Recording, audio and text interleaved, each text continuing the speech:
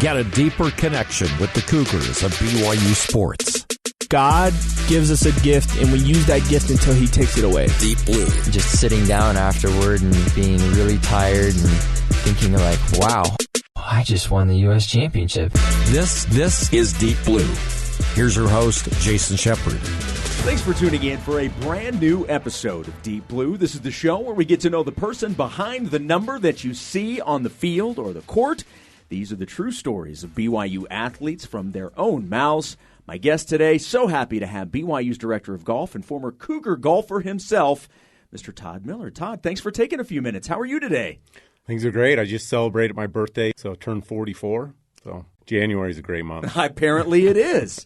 So we mentioned that you're the Director of the men's and women's golf at BYU. What's a typical day look like for you? You know, I mean, it fluctuates throughout the season, obviously. I mean, in the summer, we're full on recruiting all the time. We don't spend a whole lot of time with our players in the summertime.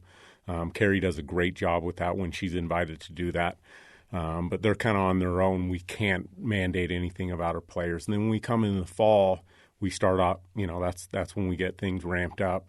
We show up, usually work out Monday, Wednesday, Fridays in the morning. We traditionally have done that. We've changed it here and there, but work out about 6 a.m. The kids will go to class Monday, Wednesday, Fridays.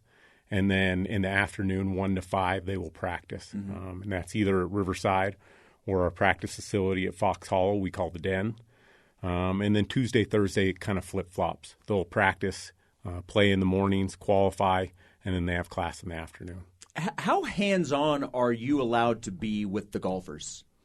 You know, every golfer is way different. But, yeah, I mean, we could be their swing coach. We can be, you know, on coach, you know, kind of helping them almost be a caddy on the field, on the course.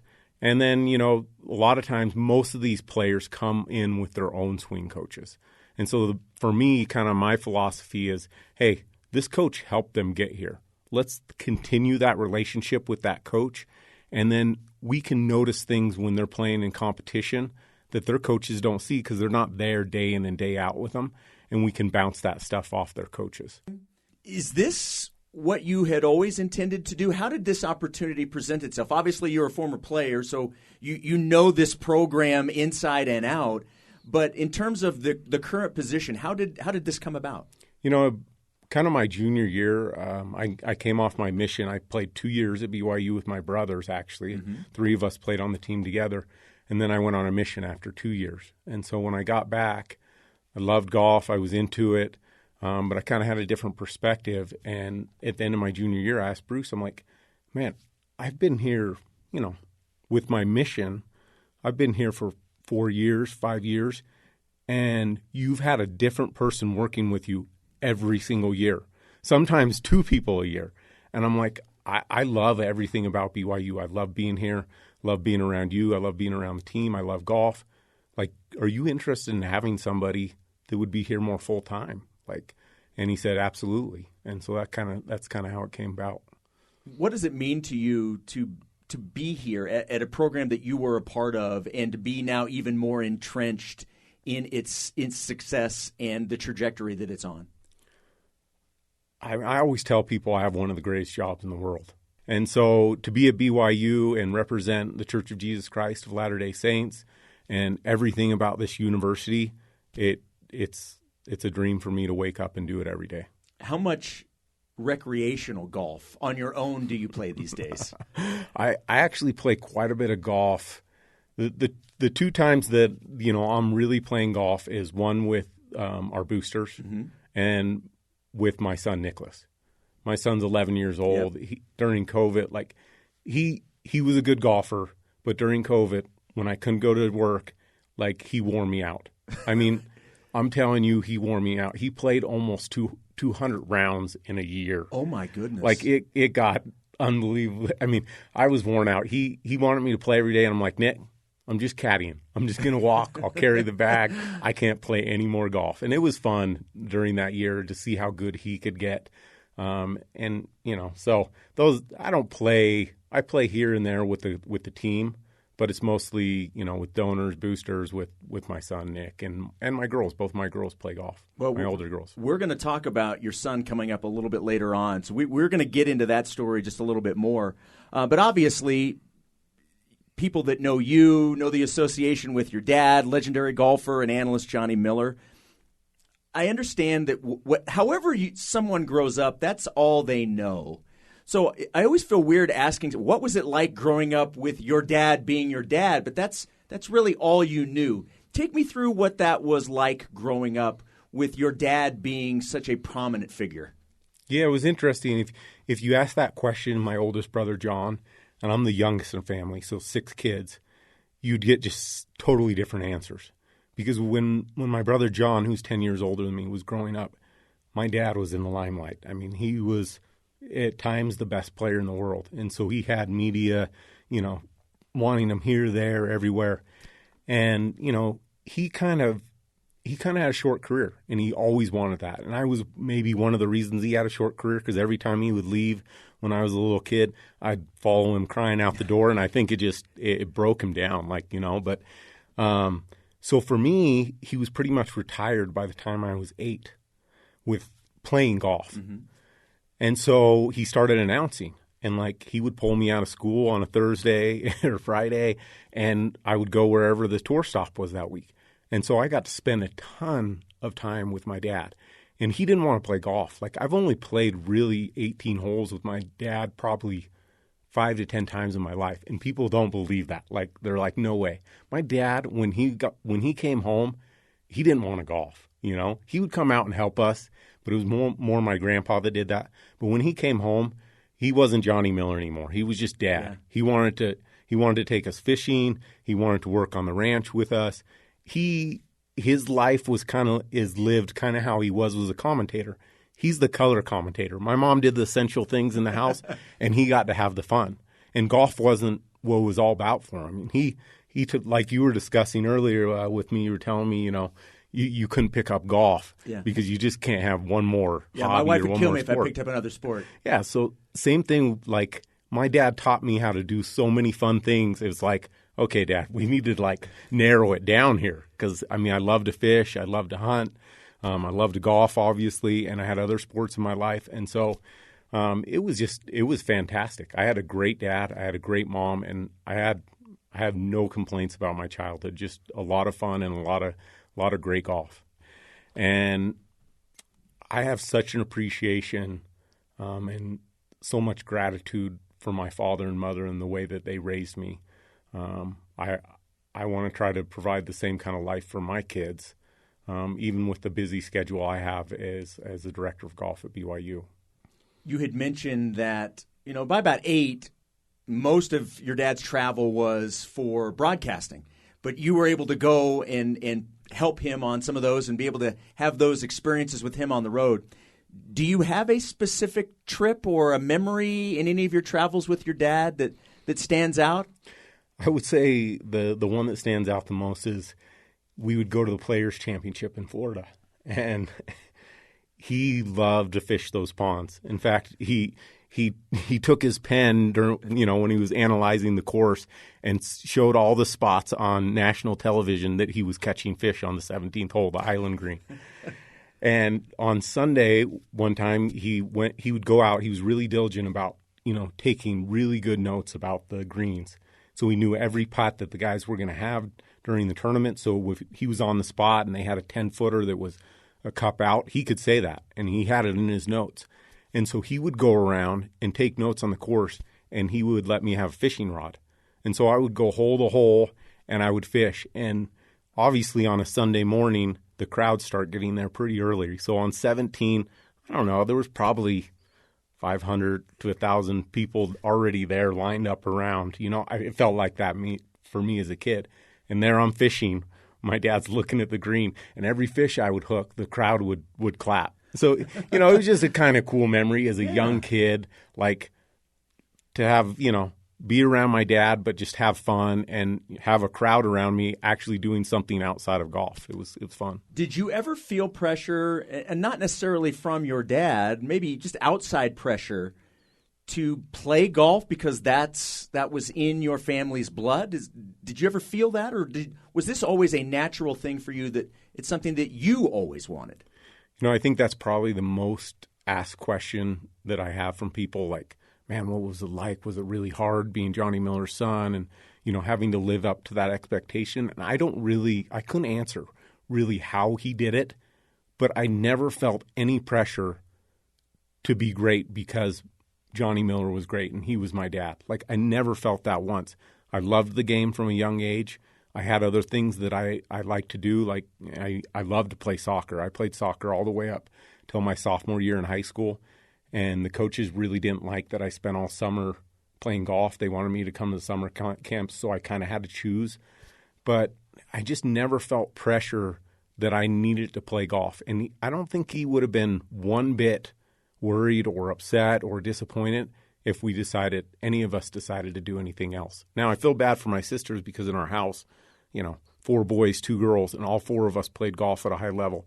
I mean, they got way too much golf. They were just so sick of it, hearing about it. But my mom and dad did a great job that way, making us feel like, hey, this isn't the most important thing, like you were saying, in your life. And if you want to do something else, go ahead and do it. You think you could have kept going with soccer? Yeah. You ever wonder what would have happened if you had chosen soccer? No, I liked playing soccer more than I liked playing golf, because for me, golf, you can give 100% of your effort, right? Like everything you've got, and you really don't get everything out of it. And a lot of other sports, if you're willing to give every ounce, of your soul to what you're doing, you get it out. But golf's not that way. It's so frustrating that way because it's such a mental game that the physical aspect of it doesn't matter as much. And so that's why I loved soccer. Like, I could just put everything out. I finished, and I'm like, man, I gave it everything I got, and I feel great about it. And golf, very rarely do you ever feel that. Like, it's great when you do feel it, but you don't feel it that often, and it's a frustrating game that way. You mentioned it a few minutes ago that there's a bit of an age difference between you and some of your other brothers.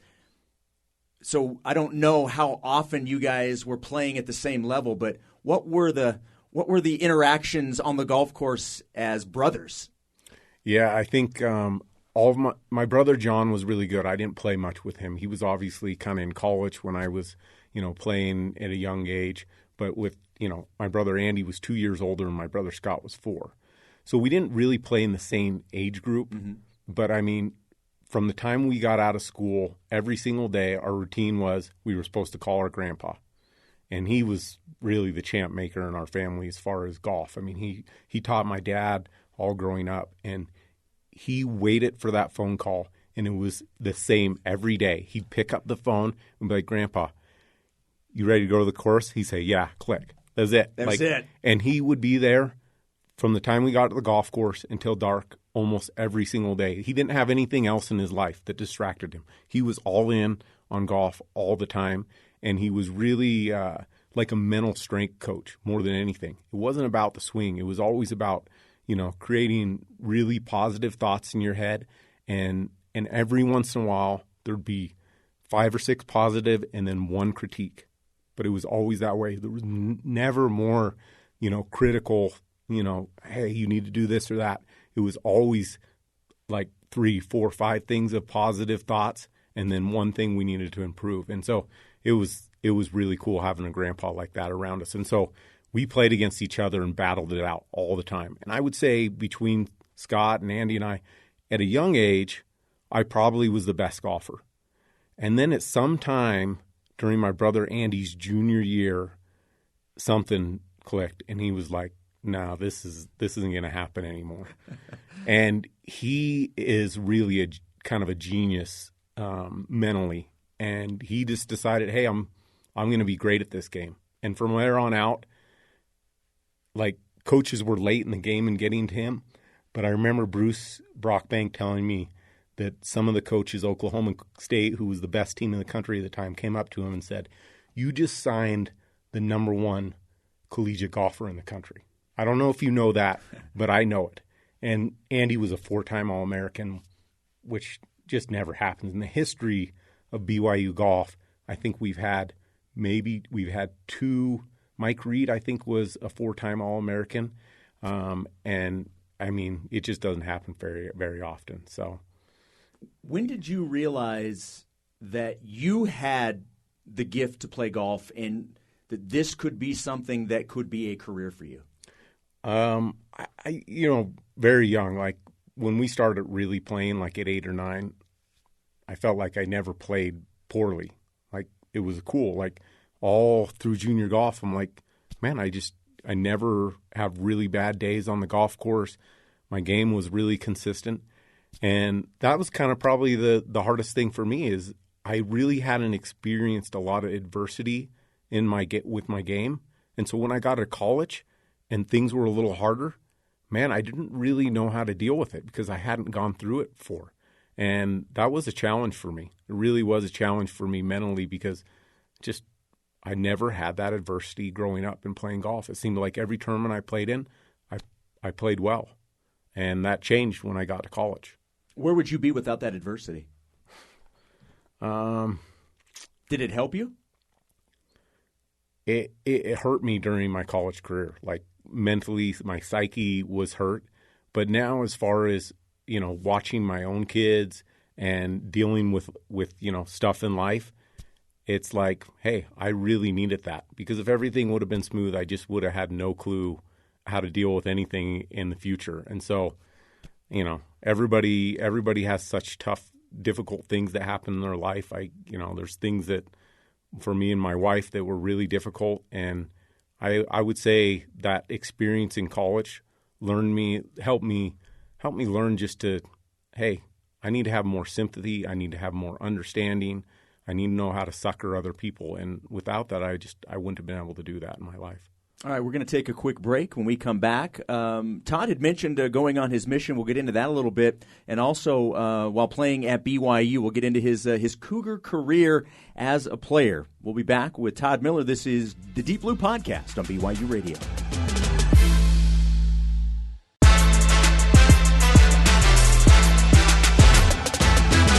Welcome back to the Deep Blue Podcast. My name is Jason Shepard. Happy to be joined by Todd Miller, talking some golf. And was it always BYU for you? Was there any chance you were going to go somewhere else? Did anybody come in late with like, you know what, maybe you should come play for us? Or was it you were a BYU Cougar and that's the way it was going to be? Yeah, I mean, my dad went to BYU. My mom went to BYU. She grew up in Pennsylvania and had a friend that was a member of the church. She wasn't a member of the church at the time. And her friend, had just been praying that she could find a way to get my mom, introduced to the church. And my mom had a horrible experience her freshman year in college. And so her friend's like, come to BYU. And so she's like, okay, I'll come to BYU. And so she came to BYU. And then I had, 2 of my older brothers go there right before me. So it was a pretty easy decision for me. Stanford was recruiting me, USC. I told them, hey, I'm looking at going to BYU. I was supposed to go on my official visit there to USC, and like 2 days before I called the coach, I'm like, look, I'm going to BYU. Like, I don't need to take this visit. And in hindsight, I wish I would have taken the visit because now I'm a college coach. Yeah. I just would have liked to seen what they presented to me. Sure. But for me, it was such an easy decision to go play with my brothers, play for Bruce Brockbank, and be at BYU. I felt at home as soon as I stepped on campus. And, not many people get the opportunity to compete at that level with their brothers in that kind of environment. You played a couple of years at BYU before deciding to serve a mission. You ended up serving in Chile, I believe. Yeah. What went into your decision to serve? Because your dad didn't serve a mission. Your brother Andy ultimately served, but he was a little bit older when he decided to go out on his mission. So what went into your decision to serve a mission? Well, there's a few things. I would say, one, I met a girl that I ultimately married. Shannon Oldroyd was her maiden name. But I met her and it was amazing how clear the picture of her life and what she wanted. And she's from early on in our dating, she's like, I want to marry a return missionary. So if you want to continue dating me and you want to marry me, that's something you need to do. And so that made a real clear one. But, I was still kind of back and forth with it because, I probably would have gone, if I wasn't with my brothers, I probably would have gone after 1 year of college. Mm-hmm. But to be able to play with both of them for 2 years was incredible.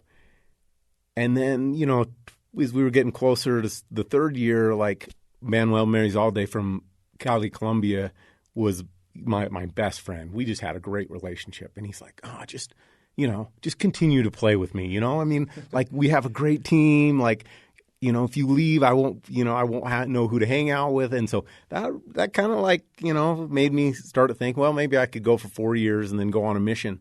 But I remember coming off the 7th green at Riverside Country Club, and I was walking with my brother Scott, and we were playing, and he goes, "Hey, are you going to serve a mission?" Which was a weird thing for him to ask, because we didn't talk a lot about that kind of stuff as brothers. It was just sports, friends, stuff like that, and we didn't really talk about the gospel a ton. But he said to me, "Are you planning on serving a mission?" And I said, I think I am. And he goes, "Well, do you have a testimony of Jesus Christ?" I'm like, "Absolutely." He goes, "Well, then you need to serve a mission." And I was like, whoa, like that was pretty strong for my brother. And it's made a lasting impact. And I've always told my brother how grateful I am that he was willing to say that, because we didn't really have gospel conversations between us. And, I know that was a hard decision for him, because none of my oldest brother and my sisters hadn't served a mission. My dad, like you said, hadn't served a mission. So he was kind of the first in our family from, either side to serve a mission and make that choice. And so I think he wanted me to have the same experience that he had and how it changed his life. Did the golf clubs make it onto the plane to Chile, or did they stay behind? Did you get to play any golf at all while you were gone? You've got P days. I mean, there is one day you get a little exercise, right? I'm pretty strict with myself. When I ultimately made the decision to serve a mission, and I wanted a clear answer, and I wanted it to be clear, and I wanted to be strong. And so I fasted and prayed, and my bishop counseled me to read the Book of Mormon in a short period of time. When I made that decision, when I got that answer, it was like there's nothing else I'm thinking about. Like, yeah, I'm going to leave this girl I've been dating for a year and a half. I'm going to leave golf, but this is going to be my focus. And so I didn't touch the club. Well, I touched it one time in the 2 years. My mission president asked me to give a lesson and incorporate golf into the lessons. Nice. So I was in teaching a zone conference and juggling the ball and talking about, golf and the importance of having all your clubs in the bag, and the things that your mission president teaches you. You need to keep all of them with you, not just leave them on the wayside. So I did touch the club one time. And you know what? I regret that I did get invited maybe once or twice to play golf with some members. Mm-hmm. And I'm like, you know what? I should have loosened up and do that. But I just wanted to be so focused on my mission, and that was the only thing that I really wanted to think about. One of the things that I was really looking forward to talking to you about today was what happened in 2004. And this is a story that I think most people have probably heard of, but I know that there are some who have not. Take me back to the 2004 season. You're competing in the Utah State Amateur. The final rounds of the tournament are match play, so you make it all the way through to the final pairing with Clark Rustin, and it's supposed to be played on Sunday. You concede the match to him because you don't want to play on Sunday. Take me through that story and your decision that you made. Yeah, that's a tough one, because it when it happened, it was a tough thing in my life, actually. I didn't think it was going to be that big a deal. But to really tell the story, which I haven't told many people, I have to go back right before I served my mission and kind of explain that. One of the scriptures that really stuck with me throughout my life, I read right before I served, and was in Jacob, and it says, "Before you seek for riches, seek ye the kingdom of God. And after you have obtained a hope in Christ, you shall obtain riches if you seek them, but you will seek them for the intent to do good." And ultimately, that's one of the things that helped me serve a mission is, look, my brother said, do I believe in Christ? Absolutely. So what's most important in my life? Well, I need to put the gospel first in my life before golf, before anything else. And so I kind of carried that into my mission, and that's the way, you know, I wanted to live my life. And shortly into my mission, I was teaching. I got an opportunity to serve in an area where we could teach so many lessons. And so every time we got to the lesson about the Sabbath day, I'd get super emotional. And I'm like, man, like, tell my companion, you got to teach this. Like, I don't know what's going on here, because Sundays in our house, we went to church, but my dad was gone playing, announcing on Sundays, you know, all the time. And so it wasn't like, hey, we were really strict on Sundays. And so I kept on teaching that lesson. I kept on getting the same feelings over and over again. So finally I'm like, man, I need to fast and pray and figure out what this is. Because, you know, I feel strongly about some of the other lessons, but not nearly as much as about the Sabbath day. And I prayed, and I received an answer in my life that was supposed to be a priority for me. Like 100%, no exceptions for me in my life. Don't judge anybody else how they live it, but for me in my life, that Sunday was supposed to be a priority. And it was clear, and it was easy for me to see what the Lord wanted for me in that way. And so when I got back from my mission, like, hey, I wasn't missing church. I was going to partake the sacrament every Sunday, and there wasn't going to be any varying for that in my life. And that's ultimately when I made the decision, look, I'm not going to play professional golf because this is going to be a big, huge part of my life. And so when I got back and went to play in the state am, I did see before the tournament started that it was on Sunday. And in hindsight, I would have told the tournament director, I would have said, look, hey, do you want me to play or not? Like, I'm not going to play on Sunday if I get there, so you understand my intentions. That would have been a little bit kind of cocky that you're going to play one time in the biggest event in the state of Utah, and you're saying, hey, I'm going to get to the finals.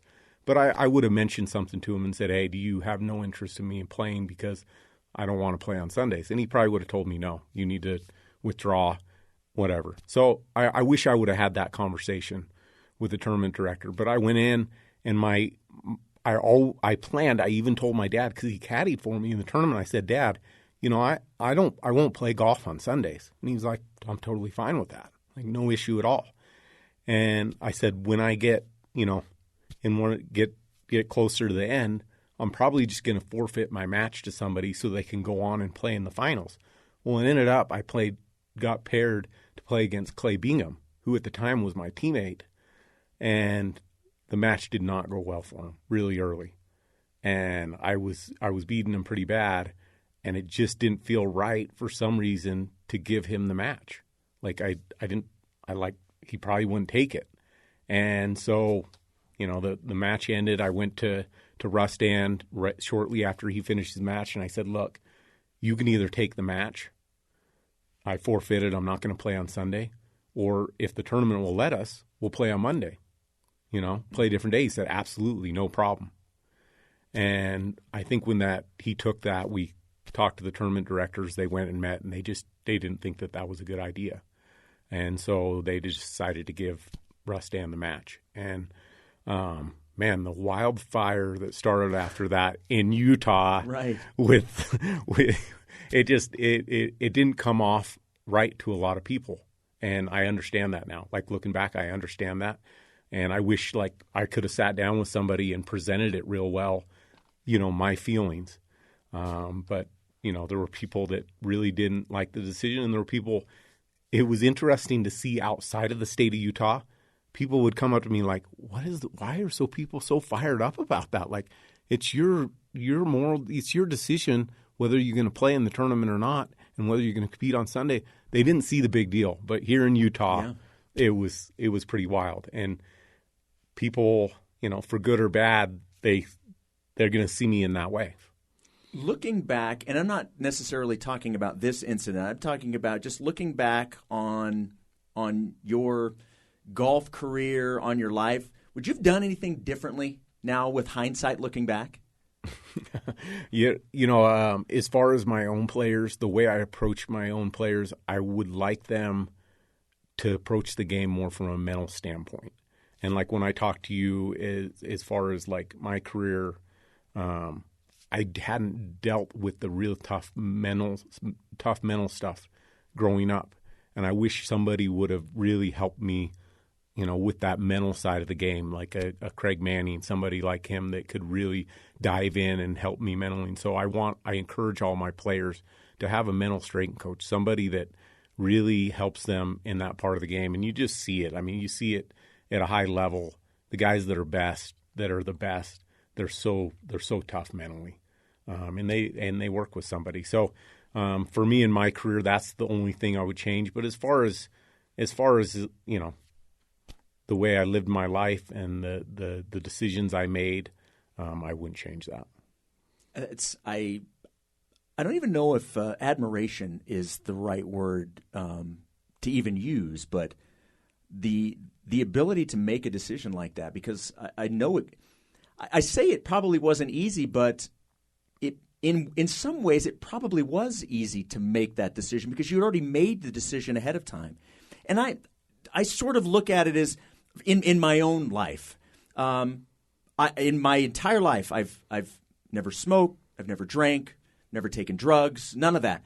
But I've always told myself that I was never going to put myself in a situation where I would even have to worry about those types of things. So if it ever came up, my decision was already made. So others may look at it and like, wow, that was probably a tough decision. For me, it's not. And it's probably the same way when you look back that, like you had said, that you made this decision already. So when it came time to actually do it, the decision was probably easier than maybe you would have thought. Is that accurate? Yeah, it is. I mean, I would say the one thing that I want for my kids, the one thing I want for our golfers is that they can live their life with conviction. Like they have clarity, they know where the Lord wants them, what He wants them to do, where He wants them to be, and then they can live their life that way. Like that brings so much peace. It makes things in a lot of ways easier because you can deal with everything that comes about because, like you said, the decision's already made, and it comes from the Lord. I played in the Champions Challenge with my dad, with Jack Nicklaus and his son one year. And for some reason, like that day, I was playing great. Like I was making every putt. I was hitting the ball well. And Jack had played with all of us boys. And he knew that, we weren't really playing professional golf. And he's like, this was when I was still in college. And he's like, why in the world are you not going to play on the PGA Tour? And I said, I received an answer for me in my life that I'm not going to play sports on Sunday. I'm going to go to church. And that was the answer for me. And it was interesting because I was waiting for a rebuttal from him. Mm-hmm. But he's like, can't argue with that. Like, can't argue with that. I mean, if somebody receives an answer in their life, what's best for their life and the way they want to live it, it's pretty hard to argue with it. Like, they received that answer. It's for them. It's not for anybody else. Like, I will never tell my kids, my son Nick, he plays on Sundays. He's young. I give him that opportunity. I'm like, look, this is the decision I made. I didn't make it until a certain time in my life, but you make that decision, and then you deal with the consequences one way or the other with it. So you mentioned your kids a couple of times, so I want to talk about your family. What you mentioned Nicholas. How many kids do you have right now? I have 4 kids, 3 girls. Okay. Kate is 17. She's at Timpview, and then Jane's 15, also at Timpview. They both played tennis and golf. And then Nicholas loves to play basketball. Perfect. I encourage all of our athletes that we're recruiting always ask us, should we stop playing basketball or whatever? I'm like, no, absolutely. I love you playing a team sport, And so Nicholas plays basketball in the wintertime and then plays golf the rest of the year. And then Molly is our 8-year-old. Okay, so you had mentioned how during COVID, your son is just, let's go play round after round after round. Correct me if I'm wrong, he won the U.S. Kids Division at the Thanksgiving Point Golf Course. Is that correct? Yeah. So what are your expectations for what he could do if this is something he decides to pursue? Like, how good can he be? He's incredible. Like he has a setup for him, right? He has a little more of my brother Andy and my dad's mind as far as that goes, and he's got a really repeatable swing. He's solid under pressure. And so it's fun to watch him compete. I mean, whatever he wants to accomplish, he can do it if he's going to put it, his mind to it. How much of how you handle your kids is based off of how your parents handled you and your brothers and sisters? My dad, like I always tell people, my dad you could not fluster him. You could not get him upset. Like my mom could get upset at him. We could get upset at him as kids, and he would just kind of stand there calm as can be and give you, his thoughts. But he doesn't get upset. I probably got a little more of my mom's. I can get mad at times and yell at my kids, but I'm strive for the way my dad did it. I mean, it was pretty amazing to watch him. I mean, I always tell my players the story of when he's at the Ryder Cup with my mom. It's overseas. I'm the last one in the house. And I asked if I could have some friends over. And so a girl came over, some friends came over, and this girl was just getting her learner's permit. And my friend let her drive the car at our house. Well, the way our house was built, you could go up above our house and then come back down through the carport. Well, she didn't know how to drive, and she tried to pull a U-turn and got stuck on the curb. And instead of hitting the brake, she hit the gas again and went over the curb and went off this 5-foot wall. Oh, my goodness. Hit my mom's car and went right into my brother's bathroom. Okay? And you got to get this. So I've got to make this call to my parents that are overseas. And you can just, my mind going, what am I going to do with this? There's a car, literally stuck in the side of our house.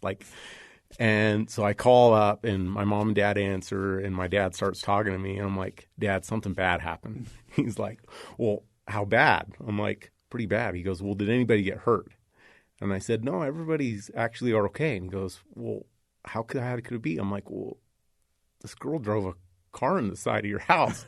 And he goes, yep, that's pretty bad. I'll take care of it when I get home. Nothing else. Wow. I'm telling you, nothing else. There were no more questions, nothing. He just said, I'll take care of it when I get home. Thanks for calling me. Hung up the phone. How in the world did he do that? Yeah, that's another level of patience. That's another level. I mean, it was unbelievable. And, he could have got mad at me, and really I didn't do anything wrong in the situation. Yeah. But he handled it so beautifully and came home. We talked about it and took care of it. But, man, that's hard to do. Yeah, as somebody who has, at the age of 16, driven a car into our living room, I have no room to talk. So I'm just going to go ahead and by the way, my stepdad did not handle it as well as your dad did. When I brought the bumper into the living room, literally into the living room. Wow, I want to hear that story. Look, I don't know. It was probably again, I was 16 years old. The car was backed into the garage. So it's the garage, and then you have the wall that separates the garage and the family room. And I didn't think I was as close to the back of the garage as I was, and I gave it more gas than I should have. And the corner of the bumper of the car busted through the sheetrock and was literally in the living room. So when you told that story, I'm having these PTSD flashbacks to being 16 years old and my mom's car partially in the living room. So wow. I wish I could have something to say beyond that, but I'm just going to keep my mouth shut on that. Well, now I met two people that have driven a car. Yeah, yes, you have. All right, last question. And again, Todd, I cannot thank you enough for – I have thoroughly enjoyed this conversation, and I really do appreciate you coming in and doing this. I want to end with this. The game of golf, and you can take this any way you want. How has the game of golf blessed you, your life, and your family? I had the opportunity to my dad just recently won the Bobby Jones Award. And the Bobby Jones Award, not really specifically geared to how you played golf. It's just how you lived your life. And my dad talked about, the main priority in your life has to be your family. And he always give the quote that no success can compensate for failure in the home. But you have to go back to 1973 when my dad shot 63 on the final round of the U.S. Open, and it just changed everything for us. I mean, for him, it gave him the opportunity to speak at these firesides and try to help other people. It gave him the confidence to be a great father and speak with conviction. It gave him the opportunity to be on the air and, bring the church to people all over the world. And I think about that as I watch people like Danny Ainge or Donny Osmond and the great opportunity they had with what they do well, with their talent, to bless people all over the world. And my dad has really done that, and he's blessed our family. He's left a legacy by his golf, but more importantly, by the way he lives his life that everybody can see and gravitate towards. And so, man, I've been so blessed by him being able to put a little round ball, white ball, into a small cup. It's been a beautiful thing, and then to be able to do this, to be able to coach here at BYU, a game I love, has brought a lot of fulfillment to my life. What a perfect way to wrap things up. Couldn't have said it better myself. Todd, again, thank you so much for doing this. I enjoyed this immensely. I hope you had fun. This was great. Thank you so much for doing this. Okay. Thank you for having me on. I appreciate it. All right. Thanks once again to my guest, Todd Miller. My name is Jason Shepard. Josh Bergstrom and Ben Hall produced this episode. Deep Blue's senior producer is Cleon Wall. You can download and subscribe to Deep Blue on all podcast platforms or find all episodes on the BYU Radio app. Deep Blue is a production of BYU Radio.